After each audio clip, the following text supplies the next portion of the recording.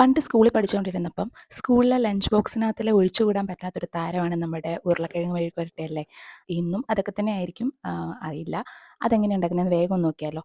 അപ്പോൾ മെഴുക്കുവരട്ടിക്ക് വേണ്ടി നമ്മൾ നീളത്തിൽ ഇതേപോലെ അരിഞ്ഞു വെച്ചിട്ട് അതിലേക്ക് ആവശ്യത്തിന് ഉപ്പും 1 ടീസ്പൂൺ മഞ്ഞൾപ്പൊടിയും 1.5 ടീസ്പൂൺ മുളക് പൊടിയും അതേപോലെ 1 ടീസ്പൂൺ ഗരം മസാലയും പിന്നെ കുറച്ച് ചിക്കൻ മസാല വേണമെങ്കിൽ ചിക്കൻ മസാലയും കൂടെ ആഡ് ചെയ്തിട്ട് വെള്ളം ഒഴിച്ച് നന്നായിട്ടൊന്ന് ഇളക്കിയിട്ട് ഇത് നമുക്ക് വേവിക്കാൻ ഒരു 1/4 ഭാഗം വേവിക്കാൻ വേണ്ടി വെക്കാം.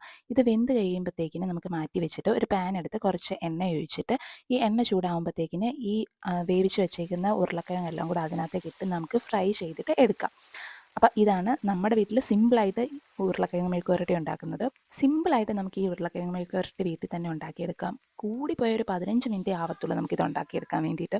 ഇത് കാണുമ്പോഴും കേൾക്കുമ്പോഴും ഒക്കെ എനിക്ക് ആ ഒരു പഴയ കാലമാണ് ഓർമ്മ വരുന്നത്. നല്ല ചമ്മന്തിയോ അല്ലെങ്കിൽ തൈരോ ഒക്കെ കൂട്ടി ഇളക്കി കഴിക്കുന്നത്. നിങ്ങളുടെയൊക്കെ വീട്ടിൽ എങ്ങനെയാണ് ഉണ്ടാക്കുന്നത്? ഇതേപോലെ സിമ്പിളായിട്ടാണോ അതോ ഉള്ളിയൊക്കെ ഇട്ടാണോ?